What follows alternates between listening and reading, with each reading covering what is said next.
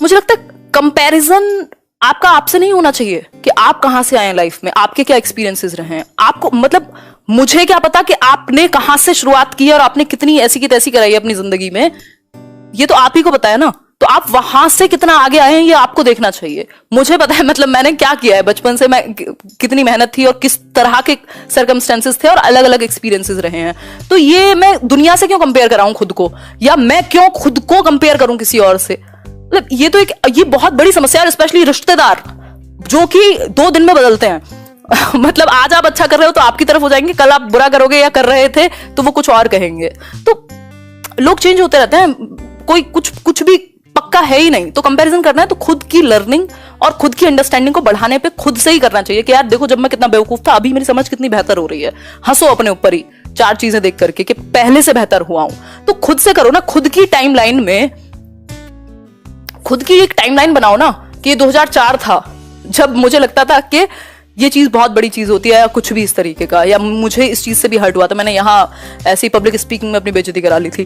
तो ये एक चीज हुई। अब आप 2016 में आए हो तो आप देखो ना यहां से यहां तक कितना इंप्रूवमेंट आप में आया, आपने कितनी मेहनत की। आपके वो जो साल थे, मुझे पता है मेरे 2021 का एक महीना ऑलमोस्ट प्लान्ड है, इतनी सारी चीजें हैं। तो मैं क्यों सोचूं कि फलाना क्या कर रहा होगा, या अभी कोई मेरा एक दोस्त क्या कर रहा होगा, उसके कितने सब्सक्राइबर हो गए, या उसने क्या कर लिया, 10 मिलियन हो जाए 50 मिलियन हो जाए, हाउ डज इट मैटर। मुझे पता है मेरा प्लान ये है, मुझे लाइफ में ये चाहिए।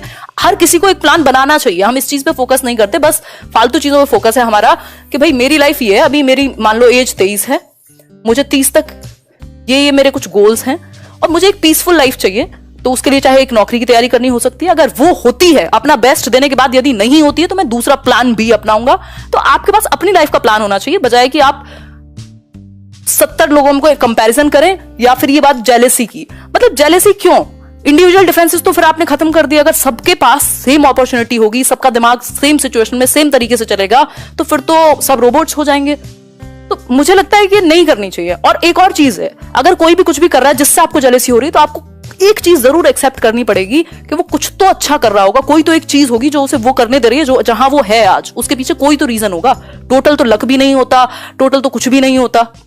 तो और सबकी लाइफ में अलग अलग टाइम पे अलग अलग अपॉर्चुनिटी नॉक करती है। आप कितना उसको भुना पाते हैं, आपका क्या नजरिया है चीजों के प्रति। तो मुझे लगता है ये बेवजह की चीजें हैं कंपैरिजन और ये जो जेलसी है। खुद को देखिए ना, आप लाइफ में कहां जाना चाहते हैं। 60-70 साल में खत्म हो जानी है जिंदगी, वो भी मैं बहुत ज्यादा बढ़ा चढ़ा के बता रही हूँ। उसमें भी फिर आप ऐसी जिंदगी जिए जो जिसमें आप कंपैरिजन ही करते रह गए। आपको क्या मतलब आपके लिए क्या जरूरी है? आपको अपना एक वो सुकून जिसको मैं बोलती हूँ वो सेट करना पड़ेगा कि भाई मेरे लिए लाइफ पीसफुल कब कहलाएगी। ये 10 मिलियन हो नंबर या फिर 1 मिलियन पे भी जो मुझे करना है वो मैं करूं तब। तो ये आपको देखना है।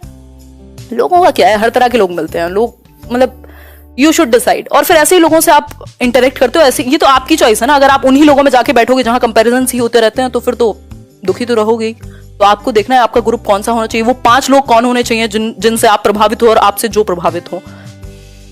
खैर ये इसका कोई अंतिम आंसर नहीं है, बट मुझे लगता है कि आपको डिसाइड करना चाहिए आपको अपनी लाइफ में क्या चाहिए।